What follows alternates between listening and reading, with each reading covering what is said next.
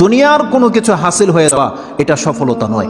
একজন মুমিন মুসলিমের মর্যাদা আল্লাহর কাছে, এক পাল্লায় যদি একজন মুমিন মুসলিমকে রাখেন, আরেক পাল্লায় পুরো পৃথিবীকে রাখেন। কেউ যদি পুরো পৃথিবীকে ধ্বংস করে দেয়, এটা আল্লাহর কাছে অত বড় অপরাধ নয়। একজন মুমিনকে যদি কেউ হত্যা করে, এটা যত বড় অপরাধ। তাহলে একটা মানুষ তাওহীদের উপরে যারা আছে, তাদের মান মর্যাদা এত, আল্লাহ বলছেন অতএব তারা যেন দুনিয়ার জন্য নয়, বরং তারা ওই পরকালে জাহান্নাম থেকে মুক্ত হয়ে যাওয়ার সেই রাস্তা যেন তারা অবলম্বন করে। কারণ সেই দিন যাকে জাহান্নাম থেকে শুধু বাঁচানো নয়, দূরে রাখা হবে। ওয়াউদখিলাল জান্নাহ, আর যাকে জান্নাতে প্রবেশ করিয়ে দেওয়া হবে, আল্লাহ বলছেন ফাকাদে ফাজ, এই হলো সফল কাম। কারণ জান্নাত এমন একটা জায়গা, এটা হচ্ছে চিরসুখের জায়গা। একবার শুধু কোনো ব্যক্তিকে জান্নাতে ঢুকিয়ে দিলে জীবনের যত পেরেশানি আছে সব দূর হয়ে যাবে, সব দূর হয়ে যাবে।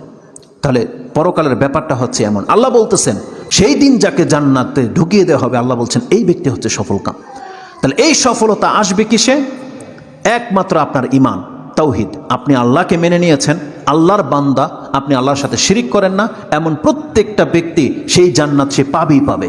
এটা আল্লাহ ওয়াদা করেছে।